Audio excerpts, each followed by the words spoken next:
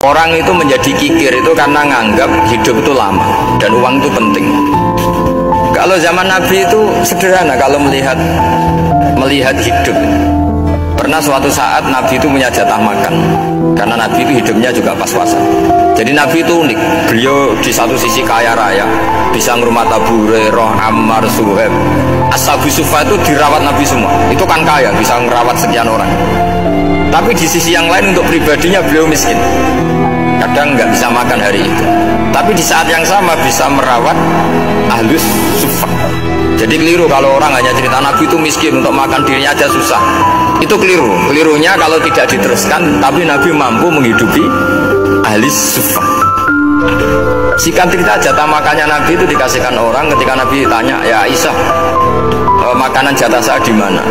Oh ya Rasulullah, tadi ada orang minta tak kasihkan, maka makanan itu habis. Apa kata Nabi? Kamu salah Aisyah. Yang kamu kasihkan itu justru yang masih. Ya, yang kamu kasihkan itu justru yang masih. Sehingga Nabi menganggap, makanya Nabi terus ngendikan, ya kalau mukhatabnya lelaki ya kira-kira begini. Wahallaka min malika illa ma akalta fa'afnaita wala bista fa'ablaita. Terus hanya wa tasaddaqta fa'abqaita. Harta kamu ya kamu makan kemudian ke WC jadi kotoran, atau punya pakaian mewah nanti rusak.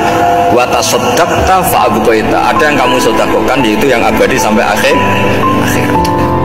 Sehingga banyak pengusaha yang mencintai saya setelah tak ajari hadis itu, misalnya punya uang 1 miliar karena dia spekulan atau pedagang rawan bangkrut, disedekahkan ke masjid 50 juta, yaitu yang abadi. Jadi kalau suatu saat bangkrut, dia masih punya uang 50 juta di akhirat. Jadi Nabi itu mengajari sedekah itu apa? Ya sedekah itu pengabadian uang. Kalau kita kan enggak, bilang sedekah itu nguras uang.